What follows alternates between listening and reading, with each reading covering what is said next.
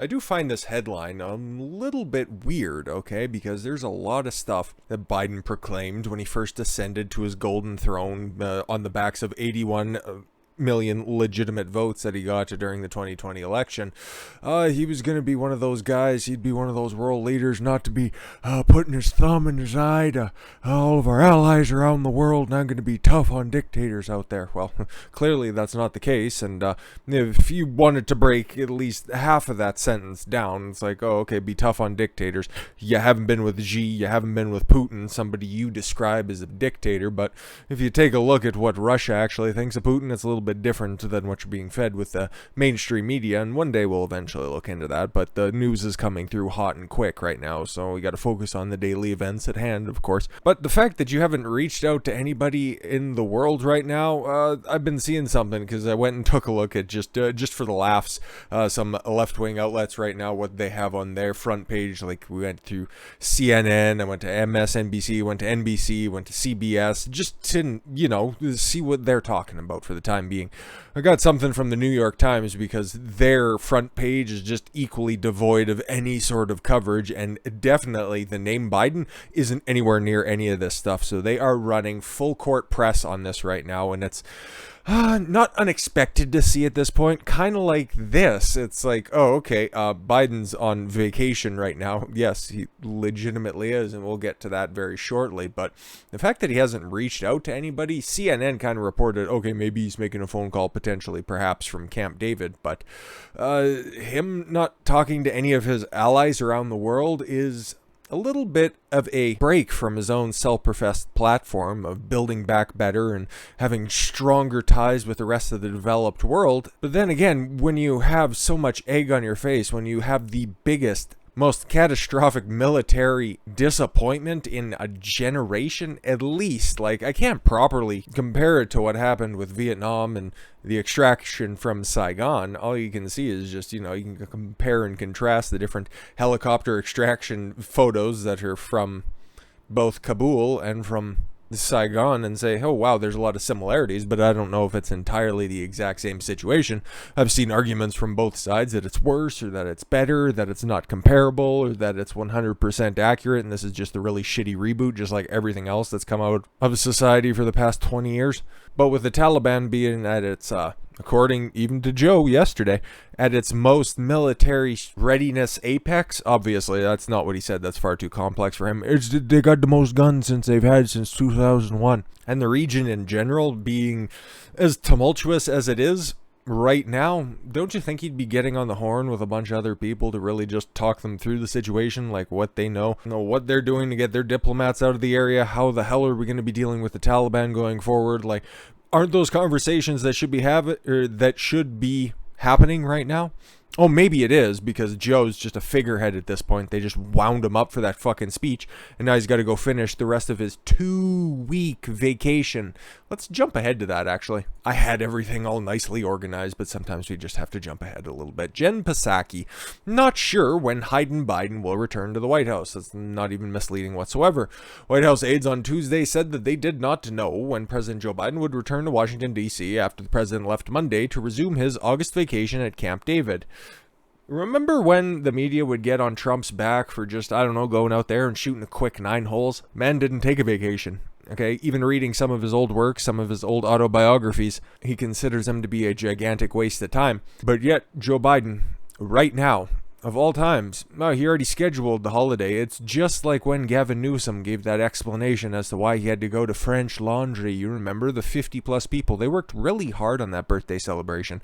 I had to go down there. Didn't have a choice in the matter, just like Joe. I already scheduled this time off, and Camp David gets really busy this time of year, so I got that choice 2 weeks blocked off, and damn it, I'm not gonna pass that up. It was like, what's the justification for that? Nah, don't need to fucking ask any of that. Don't need to give any of those answers. Fuck that. The president will return to the White House. I don't have an exact time for you. Now, under any other circumstance, I'd be pretty happy about that. But, this is once again just some more Democrat dereliction of duty that should to some sort of repercussions. But no, this will get swept under the rug because there's more pressing issues that are out there right now. Psaki said Biden would do an interview with ABC's George Stephanopoulos. Oh, again, once another sympathetic meeting, because they've had several on the campaign trail. They've had several fucking town halls with their pre-approved questions that they've got from other sympathetic outlets. So it's just going to be another fluff piece. Nobody's going to pay attention. 3 people will fucking show up to, but it's supposed to be at Camp David anyway. So it's even going to be more scripted, more rehearsed, more edited down for TV time. It's who gives a shit. Nothing, no hardball questions are going to come out of that. Said Biden would likely address the situation in Afghanistan in the upcoming days, as we'll deliver an update about the coronavirus pandemic. Yeah, we'll talk about that in the second one, because, oh boy, are there some scary things coming down the pike. But she said it was unclear when he would return to the White House. Yep. There's also some other uncorroborated reports out there that Biden, yesterday after his speech, had to go to bed early because he was so befuddled by everything that was out there, and he wanted Kamala Harris to stand by him while he delivered those remarks, but she told him to go fuck himself. So yeah, there's some tension in the White House right now, and who knows how this one's gonna play out. I'm really done prognosticating on what the fuck is happening in the White House, because that right there is a disaster zone of epic proportions. Really should be reconsidering that fucking vice presidential candidate, because if there's somebody who should be carrying your water right now, Joe, it should be your vice president, and you picked a fucking, well, somebody had it picked for you, a real lame horse. What are some numbers that we actually know? Well, non-aggressive 5 digits Americans, 11,000 remain in Taliban-held Afghanistan. That's coming straight from the White House, so at least 11,000 people are there. Don't be surprised if it's well over that, and keep having these cargo jets fly in and out, the big C-17s that are being mobbed by just desperate motherfuckers trying to flee the Taliban, which really kind of throws a wrench into that entire concept that this is what people want. They kind of want this return to their Islamic caliphate. I'm not entirely sure. I just think that, once again, it's another one of those situations where people, aren't really paying that much attention. They just want to keep their head down, and they'll just, kind of live their life and do their thing. And that's why we're going to have to start going hard after motherfuckers, because if it's just this fucking easy, if you have such a well-funded, well-equipped military that can just get overrun on a fucking moment's notice, apparently, that's what we've been told. 300,000 trained Afghani security forces. Yep. Billions and billions of dollars of weaponry, state-of-the-art firearms, helicopters, all the troop transports you could ask for, but they didn't bother installing the fucking deadbolt on the gate to the fucking compound. So I don't know. We aren't going to get the skinny on this for a long time, but there's a lot of corruption that went on in Afghanistan. Who knows if we're ever going to figure it out. But what we do know, 11,000 people are still down there. There are individuals who will self-identify as American citizens. That number is around 11,000 in the country. Again, how many of those people get vetted before they get brought over? Apparently, the number right now is 30,000 people are going to get extracted or have already been extracted. It's something like that, and I'm sure all of them have gone through vigorous and well-researched background checks to figure out if any of them are just taking advantage of the situation and trying to bring the caliphate to stateside shores. Who knows? It's not like that hasn't happened every single fucking time one of these humanitarian crisis happens. We think there are certainly thousands of Americans. We don't have an exact count. I would say somewhere, best guess, between 5 and 10,000 that are near Kabul. John Kirby, the Pentagon's press secretary. Oh, okay. The guy who should probably, have the firmest grasp on this stuff, I don't know, between 5 or 10. White House says 11. Okay, we'll meet you in the middle. Let's just say 750. Cool. U.S. officials are urging Americans to travel to Hamid Karzai International Airport, yes, my friend. If they're not there already to fly out of the country, yes. Don't worry, everyone. There are plenty of jets that will fly you out of the area. Do not attempt to hold on to the side of airplanes or hop on the wings, because that's not how aerodynamics work. But it looks like $0 billions went to the fucking education system in Afghanistan over the past 20 years. But good news, too. If you're one of those 11,000 people that are there, the U.S. government cannot guarantee your security. Okay, I thought you guys, had a plan to withdrawal. Okay. Hey, Trump had a plan. Biden blamed him yesterday. It's like, oh, Trump had this plan, and it was all supposed to happen by May 11th, or by May 1st. Well, It's August 17th today, and you pushed it back to September 11th, 2021, the 20th anniversary, because you wanted to make it a big fucking deal, a big spectacular event. Like I said yesterday, there's no guarantee that it wouldn't have completely played out exactly like this, but at the same time, there was a plan in place, and you fucking altered the plans. So the Taliban adjusted as such, realizing that you went about this the absolute stupidest fucking way possible. Because there's a certain extraction plan, a universal one that's out there. You get your non-essential people out first, then you get your diplomats, then you get all your resources, as many as you can, and then you get the remaining troops out of there. Okay, cool, once all the cleanup's done. But what did you do? Oh, you worked from the fucking bottom up. You got the troops out of there first, and then you thought, hey, everybody else can fucking deal with them themselves. You think that you're negotiating in good faith with fucking terrorists. Good job, Joe. U.S. government sent a notice to Americans trying to escape Afghanistan after a rapid takeover by the Taliban over the weekend, telling them to make their own way to the Kabul airport, but it could not guarantee their security on their way there. Congressional aide told CBS News that there are no partners left in Afghanistan to safely get the 10 to 15,000 Americans trapped, but I thought it was 11, and then the Department of Defense thought that it was between about 5 and 10, so as you can see, they've got this well under control. Don't worry, President, you don't need to come back early from your vacation.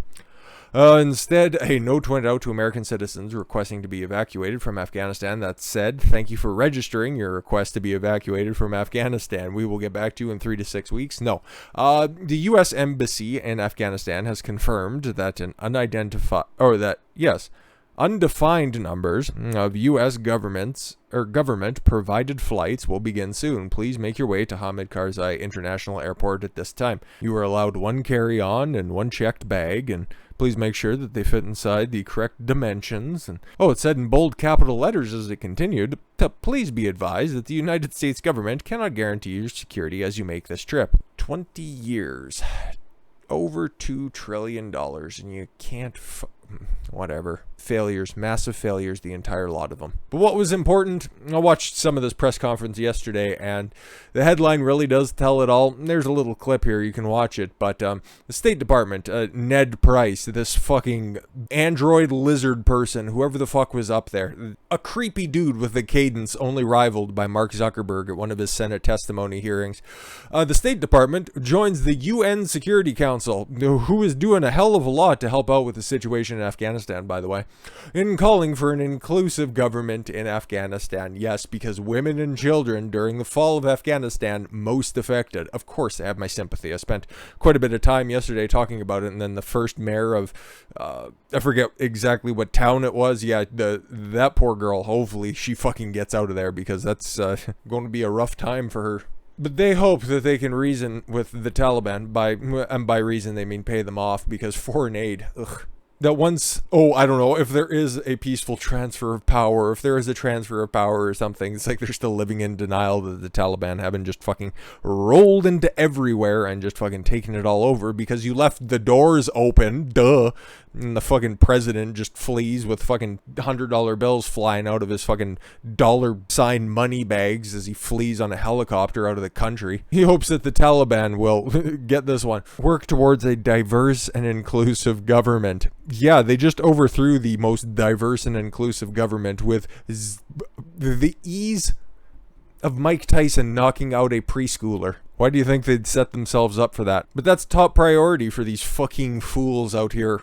These leftist websites. This is from the New York Times, and I just thought that, you know what, hey, I did a lot of research on a couple of my normal outlets. I do my same roll call for the different places, Epoch Times, Breitbart, New York Post, Daily Mail, couple of other places as well. We just run through, see what the headlines are, see, we can just grab a couple of different sources from a couple of different places, and okay, yep, did all that yesterday, and let's see how the other side is talking. Took a look at the New York Times, and barren is the best way to describe any sort of intellectual content on the front page. Oh boy, do they want to tell you what the Kardashians are doing right now, and the 42-year-old Courtney is fucking showing off her fat fucking plasticky ass in a bikini, and she wants to tell you about how her exercise plan really helped her shape her fucking disproportionate calves. Cool. Distraction, distraction, distraction. That's all these fuckers do. It's kind of like this. Oh, okay. Afghanistan fell. Okay, over $2 trillion was completely wasted over the course of a couple of weeks. What are you guys going to do with women? Taliban, the floor is yours. What will happen to Afghanistan's women and girls under Taliban rule? You aren't going to like it. You really aren't going to like it.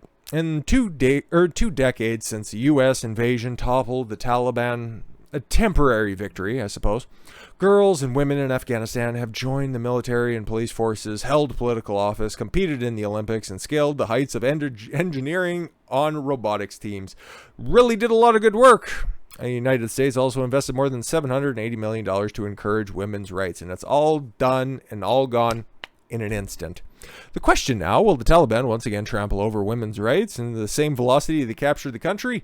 According to their spokesman, yeah, our women are Muslim and will be happy to live under Sharia law. Yeah, okay, exactly. So, kind of take this for granted, right? It's like, okay, you've heard the horrors, you kind of understand exactly what Sharia law is. It's not a really fucking great time for really anybody involved. It's one of those ancient theocracies that just basically moves everybody back to the Stone Age. You don't believe me? Well, we're going to go ahead and detail at least a little bit of what Sharia law is going to mean for the women of Afghanistan. There's a lot of fluffy pieces out there saying that, Muhammad was definitely a feminist and there was more of an advancement of women's rights under him than under any other religious text written. That is a spin job of the century. So we went back and found an older article, and just to let you know, don't let the date fool you. None of the edicts have really changed over the past few thousand years, so something written 5 years ago still holds the same amount of weight because the same laws and the same principles still apply. Women in the West are viewed as being equal to men from both an ontological and juridical perspective. Now, it is not to say that women have been unjustly discriminated against in the West. Of course not. They've had it rough before, but so do men. On the contrary, it is a sad truth of history that throughout the centuries, women in Western societies were often discriminated against. Indeed, suffrage was only granted to American women in the 1920s in the ratification of the 19th Amendment. That's where everything started to go wrong. That states that the rights of citizens of the United States to vote shall not be denied or abridged by the United States or by any state on account of sex. That sucks. It's all a joke. But for at least the past few decades in the West, the predominant idea is that men and women are equal and that women are entitled to the same basic rights that men enjoy. Doesn't happen in the Middle East, though. Under Sharia, wives can be beaten, whereas the Western laws, women and men are equal under Sharia. Women are not equal to men, but are considered inferior. Women are the object of many disparaging remarks. No, not just being fat shamed or being catcalled on the streets. This is like legitimate shit. In the early Islamic source texts. Yeah, so it's fundamental there. That right there is systemic discrimination. Just letting you know, if we're going to clarify some stuff, if you guys are going to be throwing around the words, you might as well know what their origins are and when the proper application is applicable, which form the basis for Sharia. For example, according to the Quran 4:34, that's the bottom line, husbands are allowed to beat their wives if they fear disobedience. Interesting. Which implies that actual disobedience need not occur for the beating to be justified. Ah, yes, thought crime. So guess what? If you think that bitch is thinking about your brother, men are the managers of affairs of women, for that God has preferred the bounty one of them over another, and for that they have expended of their property. Righteous women are therefore obedient, guarding the secret for God's guarding, and those you fear may be rebellious, admonished, banish them to their couches, and beat them. Well, that seems pretty explicit. Wife beating is permissible, given imagined or real behavioral behavioral misconduct on the part of the wife is also found in Muhammad's, a little bit of a fucking typo there, Muhammad, so-called farewell address or last sermon, where he preserved in Ibn Ish, I don't care, I don't read fucking moon runes, the oldest and most reliable biography of Muhammad that we possess. Cool. Under Sharia, females enjoy fewer rights. See, they enjoy fewer rights. Less choices for the female mind to wrestle with, I know, right? According to 282, the testimony of women is worth only half of a man's. Yeah, but that's a good thing, apparently. I've been told some spin merchants. And bring to witness 2 witnesses from among your men. And if there are not 2 men available, then a man and 2 women from those whom you accept as witness. And so that if one of the women errs, then the other can remind her. That the bitch gets out of line, you can go ahead, smack her, and she can once again tell you the correct approximation of things, my friend. According to 411 and 4176, a woman may inherit only half as much as her male brother does. Furthermore, a professor, Samir, whatever, 2 names, a native Arabic speaker with 2 doctorates and the former advisor to Pope Benedict the 16th on Islam in the Middle East, explains under Sharia, in a religiously mixed marriage, whereas the wife is non-Muslim, the wife legally loses her right to her husband's inheritance if she does not convert to Islam. Progress. Under Sharia, marriage and sexual intercourse with prepubescent girls is permissible. Now I understand why leftists love Islamism so much. According to the verse, sexual relations with females who have not yet had their menstrual cycle are permissible. Gross. The verse is found in the 65th chapter of Divorce. Sure. Which begins by stating that when you divorce women, divorce them when they have reached their waiting period. A waiting period, or iddah, is a certain amount of time that a Muslim man is supposed to wait before marrying a divorced woman, so that you make sure that she is not pregnant from her previous husband. See how they just get referred to as like fucking chattel? I make my fair amount of jokes at a woman's expense, but just referring to them as property like this, just like fundamentally doesn't sit well with me. It still could be made funny, but this is just prescriptive and not interpretive whatsoever. So keep that in mind, as there's another scripture here. As for those of your women who have no hope of further menstruation, if you are in doubt, the waiting period is 3 months, and also for those who have not yet menstruated. Gross. Saeed Kabut, okay, the late prominent theoretician of the Muslim Brotherhood, explains that a renowned commentary on the Quran that said scripture is referring to women who are past the menopause and those who do not as of yet have a menstrual cycle because they have not attained puberty or because of a malfunction in their system, like a busted old F-150. Thus, in the context of the Quranic chapter on divorce, it seems that verse is stating that Muslim men are to wait 3 months before divorcing prepubescent girls for the reasons of making sure that young and apparently borderline post-pubescent girls are not pregnant. Ugh, moving along. I can't stand that shit anymore, these fucking savages. Under Sharia, wives do not share the same divorce rights as their husband. Oh, okay, so now I'm starting to see the similarities between the West and the East. Under Sharia, a husband can divorce his wife simply by stating, "You are divorced." 3 times. What is it, like fucking Beetlejuice? Oh my god, and then the Chicago mayor shows up. 3 times in the presence of 2 adult, mentally sound males. That's very tough to come by in a place that would subscribe to this fucking horrific edict without even having to justify his decision, and he will retain custody of any children. In this connection, Professor Samir states that the most absurd thing is that a husband later repents his decision of divorce and wants to recover his wife, like an old record you left over at your fucking friend's house. He must first marry another man. What? Oh, she must first marry another man. I knew that was explicitly not permissible. Who will in turn repudiate her. By contrast, no such power is given to the wife. Female rulers are frowned upon, yes, for very obvious reasons. Never will succeed such a nation as makes a woman their ruler. Indeed, this is one of the reasons that is often cited for why women cannot be caliphs.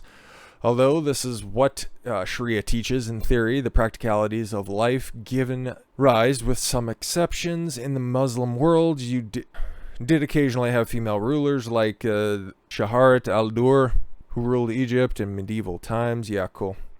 Under Sharia, wives should be subservient to their husbands. I'm glad that this is explicitly pointed out because it's not like it's clear enough already. Under Sharia, a husband has absolute authority over his wife. As Professor Samir remarks, a man can forbid his wife to go out of the home and even to go to the mosque, since in a hadith Muhammad tells a woman that her prayer has no value if it is done without her husband's permission. Can't even pray to God without this motherfucker having to fucking give you pre-prayer authorization. Like, it's so stupid. This is confirmed by the reliance of the traveler in authoritative 14th century. It's not like anything has really progressed since then when it comes to Islam. Manual written by Aman Don't Care. A manual states that a woman may not leave the city without her husband or a member of the unmarriageable kin accompanying her, unless the journey is obligatory, like the Hajj. It is unlawful for her to travel otherwise, and unlawful for her husband to allow her. Furthermore, under Sharia, polygamy is allowed. Great. It's not like every time that is ever implemented in a fucking society, it eventually degenerates into, well, mud huts and rubble-filled streets. Okay, so they're already on that path. For passage 4.3 explicitly permits Muslim men to marry what seems good to you of the women, 2 or 3 or 4, because of this verse. Till this day, many Muslim countries, and it's permissible for a man to marry more than one wife, just like Muhammad. Under Sharia, women are deemed lacking in faith and intelligence. All right, base. No, I'm just kidding. Students of Islam know very well Sharia does not draw from Quranic verses of its oppressive views of women. Does not just, rather. For it also draws on the hadith. In one such hadith from Salim al-Bakari, whatever, the most authoritative Sunni collection of a hadith, Muhammad states that the majority of the dwellers of hellfire are women. I can see why. That women curse frequently and are ungrateful to their husbands, and famously that women are deficient in intelligence and religion. He was one of the earliest proponents of eugenics. The full hadith is as follows. This is going to be a fucking wild ride. Strap in. Once Allah's messenger went out to the Muzalla of Idahara and more fucking sand words. Then he passed by a woman and said, O woman, give alms, as I have seen that the majority of the dwellers of hellfire were you. They asked, Oh, why is it so, O Allah messenger? He replied, You curse frequently and are ungrateful to your husbands. I have not seen anyone more deficient in intelligence and religion than you. A cautious, sensible man would be led astray by some of you. Again, he's making a good point. The women asked, O Allah's messenger, what is deficient in our intelligence and religion? How much time do you have? He said, It is not evidence of 2 women equal to a witness of 1 man. He replied in the affirmative. He said, This is the deficiency in her intelligence. Isn't it true that a woman can neither pray nor fast during her menses? The woman replied in the affirmative. He said, That is deficiency in her religion. Again, let's also put this in the proper context. This is a raving lunatic talking about his time spent in hellfire. Okay. Fundamentalist Muslims the world over insist that accepting this hadith, which is virtually universally accepted as authentic by even moderate Muslim scholars, such hadiths have been a source of great injustice to women living in a majority Muslim countries. And finally, raping female captives is permissible.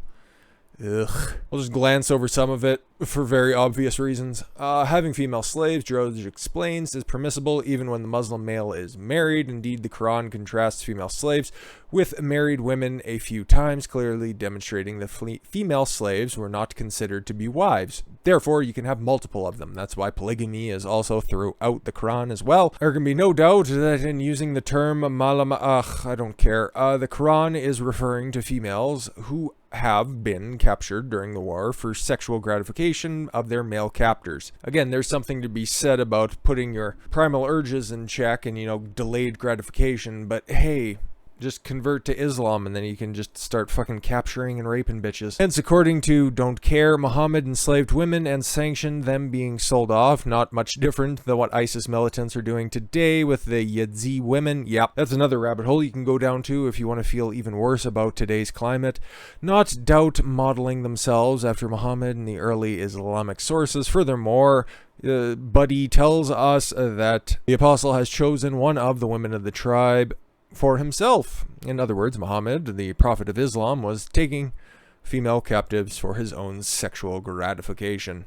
As you can see, it's a very fair and very inclusive set of principles that will be ahead for the females of Afghanistan, and it definitely doesn't look like a return to the Middle Ages and the Dark Ages in and of itself. If you want to do a little bit reading, or a little more reading on the subject, I'll of course have all the links to everything into the description below. I just glanced over a bunch of it anyways because, yeah, it's pretty dark, and I think you get the point based on that. And I'm not saying a takeover wouldn't have happened regardless of the troops leaving or not, but this is the current situation. This is what, Afghanistan is facing, and if we aren't smart about this stuff, just letting in thousands and thousands of refugees, you've seen it happen all over Sweden, seen it happen all over the UK and the rest of Europe before.